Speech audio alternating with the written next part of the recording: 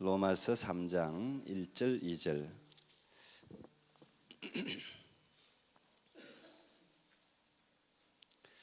오늘이 벌써 로마서 10번째 강해입니다. 3장 1절 2절, 제가 한 절 2절은 같이 우리 한 목소리로 읽겠습니다. 하나님의 말씀입니다. 그런즉 유대인의 나음이 무엇이며 할례의 유익이 무엇이뇨? 범사에 많으니 첫째는 저희가 하나님의 말씀을 맡았음이니라. 아멘. 오늘은 제목을 왜 예수님은 유대인으로 오셨을까? 왜 예수님은 유대인으로 오셨을까? 왜 예수님은 하필 유대 땅으로 임하셨는가? 아마 한 번쯤은 여러분도 질문을 해 봤을 거고 또 다른 사람으로부터 질문을 받았을지 모르겠습니다.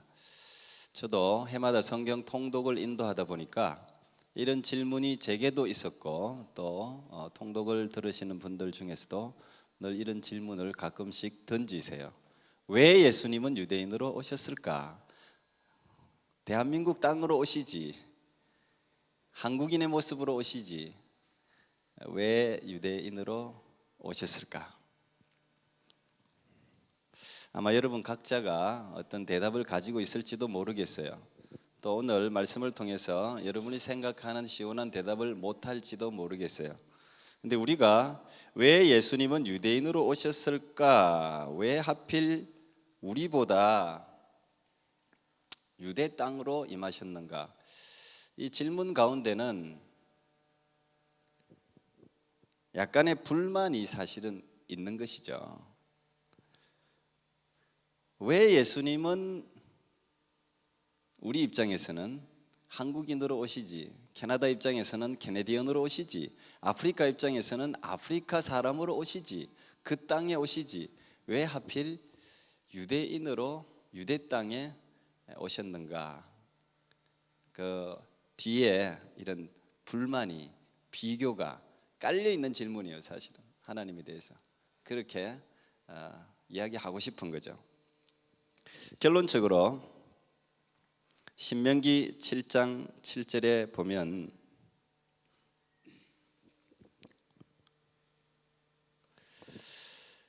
하나님께서 유대인을 선택하신 이유를 이렇게 기록해 놓고 있습니다. 여호와께서 너희를 기뻐하시고 너희를 택하심은 너희가 다른 민족보다 수효가 많은 영고가 아니라 너희는 모든 민족 중에 가장 적으니라. 하나님이 이스라엘인인 너희들을 선택한 이유는 너희들이 다른 민족보다 많고 강하고 재주가 있고 뛰어나고 잘생겼고 여러 가지 조건과 모든 것이 좋아서가 아니라 오히려 숫자가 훨씬 적어서 연약해서 그래서 택했다, 이렇게 기록되어져 있어요. 다시 말하면 이스라엘을 선택한 그 기준은 이스라엘에게 있지 않다는 이야기예요. 이스라엘이, 유대인들이 한국 사람보다, 캐나다 사람보다 훨씬 똑똑하고 말도 잘 듣고 순종도 잘하고 잘나고 그래서 뽑은 게 아니라는 이야기죠. 그 조건이 거기에 있는 게 아니라 하나님의 선택, 하나님의 긍휼하심에 있다, 이런 이야기를 신명기 7장 7절에서 하고 있습니다. 물론 하나님의 전적인 주권이다, 선택이다, 이렇게 이야기하면 사람 모든 인간들의 말이 스탑이죠. 뭐 그 주권이시라는데, 선택이라는데 더 이상 무슨 하나님께 질문을 던질 수가 있겠어요? 그럼에도 불구하고 하나님이 무조건 유대 땅을 택할 때는, 유대인을 택할 때는 우리가 알지는 못하지만 그럴 만한 어떤 이유가 있을 거라는 전제하에 오늘 한번 접근해 보는 거죠.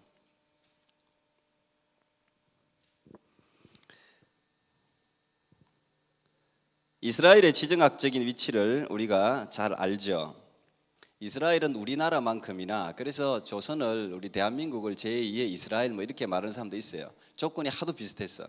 절기도 비슷하고 겪은 고난도 비슷하고 의무적으로 전쟁에 나가는 군인이 되는 의무가 있는 것도 비슷하고 참 많이 비슷해요. 그럴지도 모르죠. 우리가 초전 피플이니까, 어쨌든 초전이니까. 항상 이스라엘도 강대국 사이에 늘 끼어 있었습니다. 항상. 우리나라도 사실은 대륙민족과 해양민족 사이에 끼어가지고 항상 전쟁이 있었죠. 발판이에요. 대륙민족이 해양민족, 다시 말하면 일본이나 그 아래로 내려가려면 우리나라를 밟고 내려가야 되고, 밑에서 올라가려고 해도 우리나라를 밟고 올라가야 되고, 그러니까 항상 끼어 있는 거예요. 샌드위치처럼. 전쟁이 끊이지 않았죠. 이스라엘도 마찬가지입니다. 이스라엘은 특히 동서, 유럽과 아시아 딱 끼어 있기 때문에, 특히 또 이집트까지 아래, 고대로부터 계속 세계를 장악했던, 제패했던 이집트가 대륙으로 진출하려면 또 이스라엘을 밟아야 돼요. 또 이쪽 이란, 이라크 지역으로 해서 유프라테스 강 전부 그쪽이 또 문명이 발달하고 강대국들이 일어난 나라잖아요. 바벨론부터 페르시아, 뭐 아수르 전부 다 그쪽에서 일어난 거 아닙니까? 그러니까 그쪽에서도 탐나는 땅이 항상 이집트예요. 이집트로 가려면 항상 또 이스라엘을 밟아야 돼요. 항상 열강 가운데 끼어 있어요. 늘 전쟁이 끊이지 않았죠. 근데 이집트나 바벨론이나 페르시아나 아수르나 전부 또 우상 덩어리예요. 다 우상을 섬기는 나라들이에요. 이스라엘은 항상 강대국 사이에서 전쟁을 하고 싶지 않지만 전쟁에 끼어드는 그런 나라였습니다. 역사학자 토인비는 이런 말을 했습니다. 지구상에서 발생한 문명은 모두 28개였는데 그 중에 많은 문명이 이미 죽었고 지금도 서서히 죽어가고 있지만 단 하나, 유대 문명만큼은 지금도 활발히 살아있다, 이렇게 지적했습니다.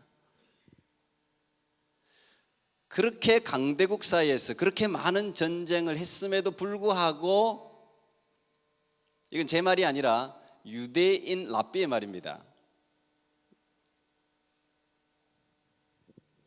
그들을 짓밟았던 이집트, 로마, 바벨론, 아수르, 페르시아 모든 나라는 역사 속에서 사라졌다는 거예요. 그러나 유대인들은 지금까지도 민족성을 유지할 뿐 아니라 세계 가운데 우뚝 서 있다는 거죠. 토인비는 그걸 발견한 것이죠. 우리가 알다시피 1948년에 독립하기 전까지 약 2000년 동안 유대민족들은 세계 속에 떠돌아다녔습니다. AD 70년 로마의 멸망하고부터 디아스포라가 전 세계로 다 어쩔 수 없이 떠돌아다녔습니다.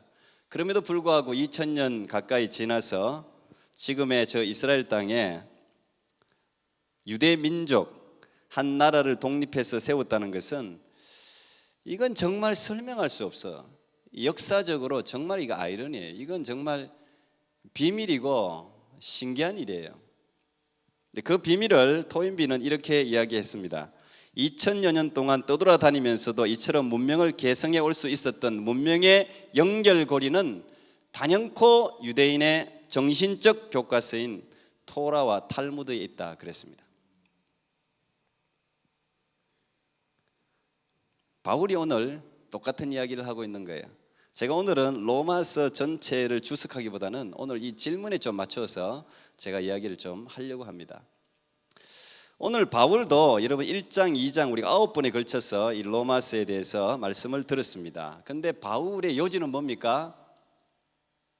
유대인들이 너희들이 하나님의 선민이라고 늘 자랑스럽게 생각하고 자기들은 심판받지 않을 것처럼 행동하고 할례받지 못한 율법이 없는 이방인들을 향해서 계속적으로 정죄하는데 너희들도 똑같다는 이야기를 바울이 계속하고 있잖아요.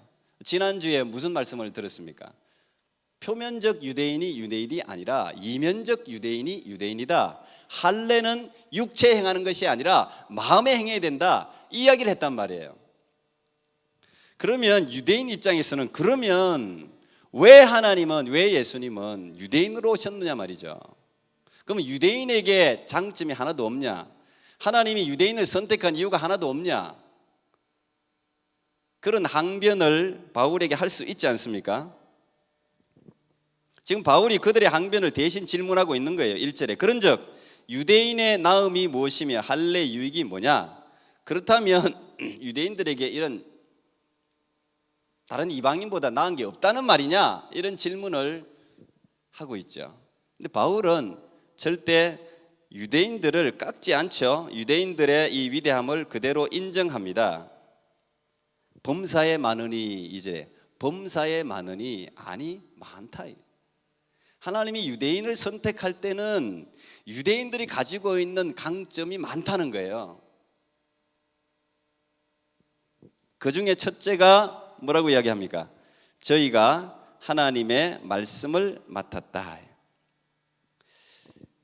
하나님이 유대인을 선택하고 뽑고 붙들고 인도하는 많은 이유 중에, 유대인 너희들이 가지고 있는 강점 중에 가장 큰 강점, 첫째는 하나님의 말씀을 맡았다는 거예요. 유대인들의 사명은 제가 누누이 여러 번에 걸쳐서 말씀드렸지만 오늘날까지도 유대인의 인생을 살아가는 삶의 이유 뭡니까? 말씀 전수입니다. 말씀 전수. 유대인 외에 대부분의 모든 민족들은 후손들에게 재산을 남기고 명예를 남기고 돈을 물려주고 하지만 유대인들은 말씀을 물려주는 것을 최고의 가치로 여깁니다. 그건 우리가 부인할 수가 없어요.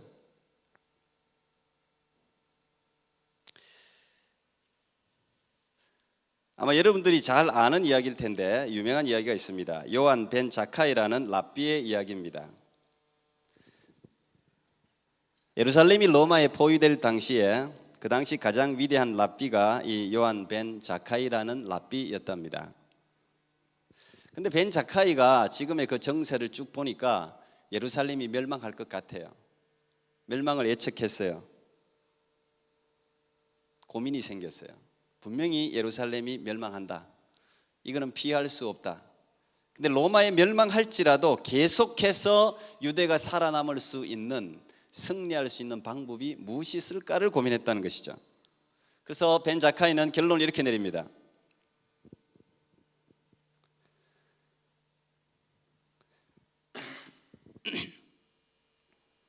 유대인이 최후의 승자가 되기 위해서는 로마 사람의 칼보다 더 강한 무기를 가져야 된다. 예루살렘 성전은 어쩔 수 없이 파괴될 것이지만 로마인들이 파괴할 수 없는 것, 그걸 붙들어야 된다. 그게 뭘까? 그가 내린 결론이 교육이었습니다. 교육. 로마인은 칼을 아들들에게 자랑스럽게 물려준답니다. 칼을. 일본인들도 칼을 많이 물려주더군요. 유대인들은 지금도 토라를 전달합니다. 유대인들에게 중요한 식 두 개가 있죠. 할례 받는 거, 태어나서 8일째 할례 받는 식과 13세가 되면 성인식 하는 겁니다. 성인식. 성인식의 하이라이트가 뭡니까? 토라를 물려주는 거예요. 토라를 안겨주는 거예요. 이 벤 자카이라는 랍비의 명철함 때문에 토라를 배우는 것이, 토라를 물려주는 것이 그들의 전통이 되었습니다. 벤 자카이는 예루살렘의 패배를 인정하려고 했습니다. 그런데 예루살렘 성 안에 가나임이라는 유대인 과격파가 있었습니다. 이 사람들은 죽으면 죽었지 절대 패배를 인정할 수 없어요. 누구라도 성 밖에 나가도 안 돼요. 여기서 다 죽어야 돼요. 성 안에서. 벤 자카이는 이 과격파들 때문에 나갈 수가 없습니다. 그래서 자기 종들에게 자신이 중병이 들었다는 소문을 내죠. 병이 심하게 들었다. 그 소문이 쫙 났습니다. 그리고 얼마 후에 자연스럽게 내가 죽었다고 소문을 내라. 소문을 냅니다. 근데 여러분 알다시피 유대인들의 무덤은 어디 있습니까? 다 예루살렘 성 밖에 있습니다. 성 밖에 시신을 묻어요. 그래서 벤 자카이가 관 안으로 들어갑니다. 그리고 종들에게 이야기하죠. 관을 메고 성 밖으로 나가라. 이 과격파들도 존경하는 랍비의 시신을 성 밖에서 장사 지내려고 하는데 막을 재간이 없죠. 죽었다는데. 그래서 길을 열어줍니다. 예루살렘 밖으로 나가지요. 예루살렘 밖으로 나가자마자 이 벤 자카이가 로마의 사령관을 만납니다. 면회를 요청합니다.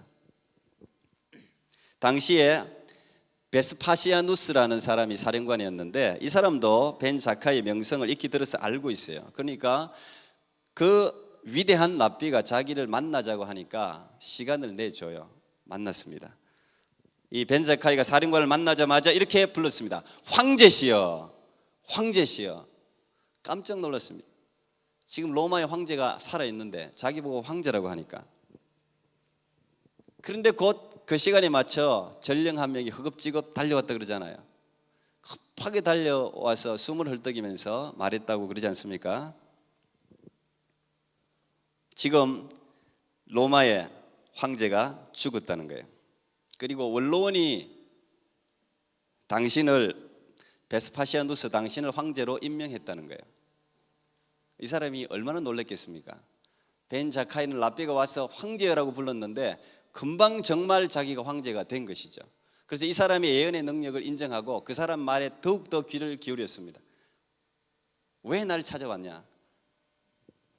벤 자카이가 부탁을 합니다. 딱 한 가지 부탁만 들어달라. 예루살렘 성을 파괴하지 말아 달라고 부탁하고 싶었지만 그럴 수 없어요. 로마는 가는 곳마다 도시를 다 불태우고 학살하고 죽여야 돼요. 그리고 로마에 가서 개선문을 세우는 거예요. 그게 전통이에요. 로마가 가는 곳마다 그랬어요. 그러니까 예루살렘 성을 파괴하지 않을 수 없어요. 그걸 벤 자카이가 알았어요. 그래서 그런 부탁보다는 이렇게 부탁했습니다. 야브네 거리라는 곳이 있는데 그곳만은 파괴하지 말아달라. 알아봤어요. 사령관이. 야브네 거리가 어떤 거리냐? 지중해 아주 작은 마을이에요. 이름도 없는 마을이에요. 목숨을 걸고 찾아온 사람 치고는 너무 쉬운 부탁을 하니까 흔쾌히 그러겠다고 들어줬습니다. 근데 이 야브네 거리는 토라를 가르치는 곳이었습니다. 모든 랍비들이 와서 토라를 가르치고 대학이 세워진 곳이었습니다. 예루살렘 성이 처참하게 무너집니다. 임산부들이 배가 갈려지고 우리가 예루살렘 예가에 나와 있는 것 같은 처참한 일들이 일어납니다. 벤 자카이는 이빨을 깨물고 예루살렘에서 나와서 야브네 거리로 옮겨서 예루살렘 사람들이 죽어가는 그 소리를 들으면서 아이들에게 토라를 가르쳤다고 합니다. 결국 어떻게 되었습니까? 그들을 짓밟았던 로마는 멸망했습니다. 그런데 오늘날까지 유대인은 살아남아 있습니다. 오늘 바울이 이야기하고 있는 그들의 첫째 하나님이 강점으로 여기는 게 말씀을 맡았다. 유대인만큼 이 말씀을 2000년 역사 동안 보존할 민족이 없다라는 것이 역사적으로 증명이 된 거예요. 우리가 알다시피 유대인들은 체계의 민족이라 그럽니다. 어떤 사람이 그러더군요. 만약 예수님이 한국으로 왔다면 한국도 한국 민족들도 너무 민족성이 좋고 지정학적으로도 위치가 좋아서 복음이 빨리 전파됐을 거예요. 그런데 책을 보존하기는 어려웠을 것이다. 다습한 기후 때문에.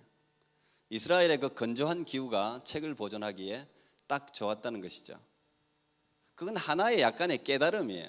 하나님의 어떤 지혜는 놀랍다는 것이죠. 세이카 하슈딘이라는 책에 만약 잉크가 책과 옷에 동시에 묻었거든 먼저 책에 묻은 잉크부터 닦아내고 그 다음 옷에 묻은 잉크를 닦아라는 말이 있습니다. 만약에 책과 돈이 동시에 땅에 떨어졌다면 여러분 뭘 줍겠어요? 네? 당연히 우리나라는 돈을 줍죠. 모든 민족들은 돈을 줍죠. 그게 100달러짜리면 더 하겠죠.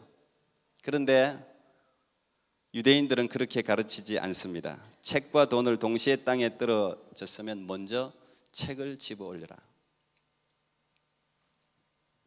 책은 읽기 위한 것이지 장식품이 아니다. 책을 존경하는 마음으로 다루어라. 이게 그들의 교육 내용이에요. 그 책이 뭡니까? 토라죠. 토라, 예언서, 탈무드, 하나님의 말씀이 기록된 것이죠. 유대인이 오늘날까지 살아남은 이유를 유대인 빅터 솔로몬이라는 사람이 유대인 다움에 있다고 이야기했어요. 주이시니스, 유대인 다움, 목사 다움, 성도 다움 하는 말과 똑같죠. 유대인 다움이란 뭐냐? 유대인들은 다른 민족에 짓밟혔을 때 고난과 죽음을 두려워하지 않았다는 거예요. 다른 모든 민족이 한 민족을 짓밟으면 마치 일본 사람들이 일제 36년 동안 우리를 식민지 삼으면서 무슨 정책을 썼습니까? 민족 말살, 다시 말하면 동화 정책을 썼습니다. 일본식으로 만드는 거죠. 다 이름도 일본식으로, 입는 것도 마찬가지 한국말 못 쓰게 하고. 이 동화가 되면 식민지 살이는 쉬워요. 고난받을 이유가 없어요. 학살당할 이유가 없어요. 그냥 동화되면 그만이에요. 가장 쉬운 거예요. 그런데 유대인 다움은 동화를 거부한다는 거예요. 죽음을 택한다는 거예요. 그게 오늘날 유대인이 역사 속에서 살아남게 한 이유라고 유대인 랍비 빅터 솔로몬이라는 사람이 이야기했습니다.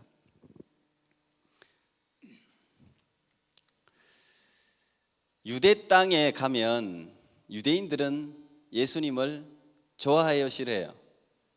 싫어하는 정도가 아니죠. 증오합니다. 증오합니다. 그래서 유대 땅에는 예수님이 없다 그러잖아요. 왜 증오할까요? 예수 때문에 유대인들이 엄청난 박해를 받았거든요. 십자군 전쟁 여러분 잘 아실 거예요. 모슬렘으로부터 이 예루살렘 성지를 탈환하기 위해서 십자군을 일으켜서 예루살렘을 들어갔습니다. 마침내 탈환했죠. 그런데 제일 먼저 이 십자군들이 죽인 사람은 모슬렘이 아니었습니다. 유대인이었습니다.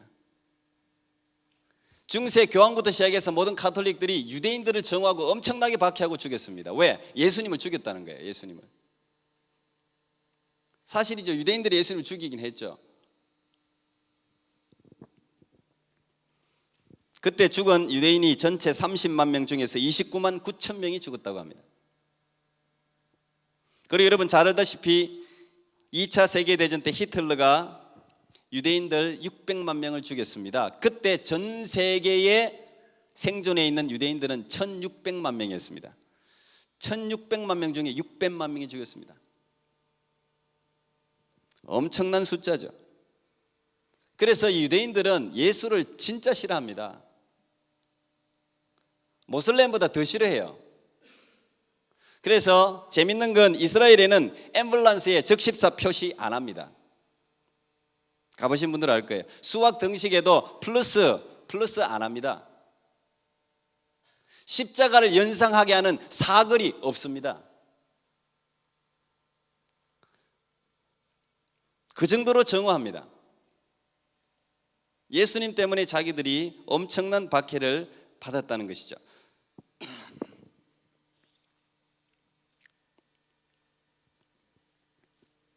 그런데 그렇다고 해서 우리가 예수님을 역사적 예수를 외면하고 예수 형상의 베들레헴 교회, 이스라엘 간 베들레헴 교회에 그 예수님이 태어난 모습들을 그림으로 쭉 벽화로 그려놨어요. 가보신 분들 아실 거예요.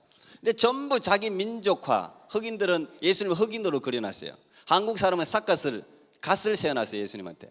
토착화죠. 토착화. 예수님은 유대인이 아니라 이게 우리를 위해서 오신 분, 흑인으로 뭐 또 중동 사람으로 또 아시아 사람으로, 중국 사람은 중국 옷 입혀놓고 한국 사람은 도복 입혀놓고, 예수님은 원도 없이 옷을 많이 입었을 거야. 그 예수의 토착화 자체가 나쁜 건 아니에요. 성경 번역도 그렇게 해서 들어가잖아요. 그 사람들이 이해할 수 있는 언어로 번역을 하잖아요. 그러나 이 토착화를 한다고 해서 예수님이 유대인이라는 그 꼬리표를 떼버리면 안 돼요. 그러면 성경을 제대로 읽을 수가 없어요. 하나님이 예수님을 유대인으로 보내신 이유가 있다는 거죠.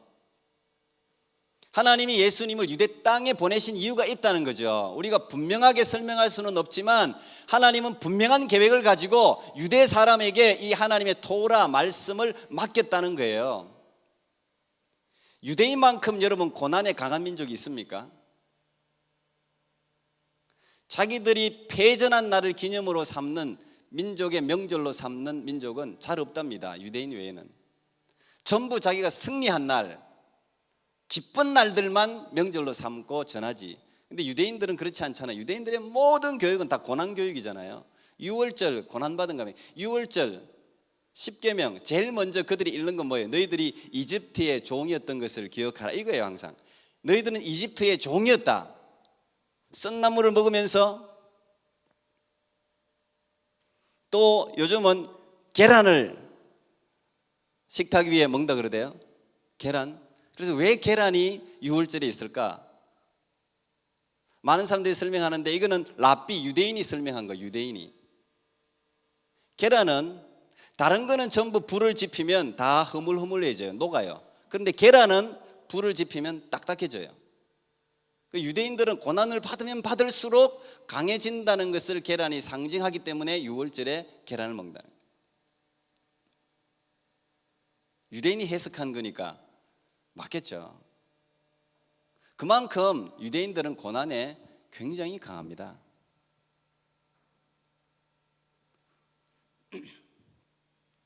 여러분, 왜 예수님은 유대인으로 오셨을까? 왜 하필 하나님이 예수님을 유대 땅에 보내실까를 묻기 전에 이런 질문을 던져봐야 돼요. 만약 예수님이 한국 땅에 왔으면 예수님 때문에 받은 그 고난을 한국 사람들이 감당할 수 있었을 것인가? 수천 년을 떠돌아다니는 그 방황하고 방황하는 디아스포라로 살아가는 가족들과의 이별을 과연 견딜 수 있었을 것인가? 유대인들이 받았던 민족적인 시련을 우리는 견딜 수 있었을 것인가? 하나님이 맡기신 그 말씀을 2000년 동안 지킬 수 있었을 것인가? 이걸 생각해 봐야 돼요. 이걸. 그 신앙을 목숨을 걸고 자녀에게 전해줄 수 있는가 말이에요. 여러분 지금 자녀에게도 신앙을 제대로 전해주지 못하잖아요. 수천 년을 전해줄 수 있느냐 하는 거예요. 유대인들이 가지고 있는 강점이에요. 말씀에 대한 집착, 사랑. 3살 때부터 가르친다 그래요. 3살 때부터. 토라에 제일 먼저 하는 게 꿀을 묻힌다고 그러잖아요. 꿀을 딱 말씀에 꿀을 묻혀서 이 말씀이 꿀송이처럼 달다는 것을 가르친다 그러잖아요. 하나님이 그냥 유대인에게 이 말씀을 맡겼겠느냐 하는 거예요. 이 말씀을 전하기 위해서 유대인들이 겪어야 했던 박해와 고난을 생각해 보라는 거예요. 엄청난 고난과 박해를 받았다는 것이죠. 그럼에도 불구하고 600만 명이 근 3분의 1이 없어지는 그런 엄청난 박해 가운데서도 말씀을 놓지 않았다는 거예요. 정신교육, 중세시대 지금도 마찬가지입니다. 글을 못 읽는 민족이 많습니다. 우리나라는 지금 이제 세계 최고죠. 글 못 읽는 사람이 없는 걸로는 세계 1등입니다. 거의 우리나라가. 대단한 민족이에요. 글을 읽는다는 것은 엄청난 거예요. 그런데 유대민족은 중세시대부터 지금으로부터 1000년 전, 1500년 전에도 유대인들은 전부 글을 읽었습니다. 아무리 가난해도 글을 읽었습니다. 글을 읽는 이유는 딱 하나예요. 글을 가르치는 이유. 10명의 자녀면 10명의 자녀 모두에게 글을 가르쳤습니다. 이유가 뭡니까? 기도책을 읽게 하기 위해서, 하나님의 토라를 읽게 하기 위해서. 딱 이유는 그거 하나였어요. 하나님의 말씀을 이들이 어릴 때부터 길에 가나 들어가나 어디 가나 말씀을 대해야 되기 때문에 그래서 글을 가르치는 거예요. 그래서 유대인들이 뛰어날 수 있는 거예요. IQ가 우리나라보다 훨씬 못하다니까요. 그러나 전 세계 유대인들이 2%입니다. 2%. 그런데 노벨상 받은 사람은 30%입니다. 30%. 어쨌든 하나님이 특별한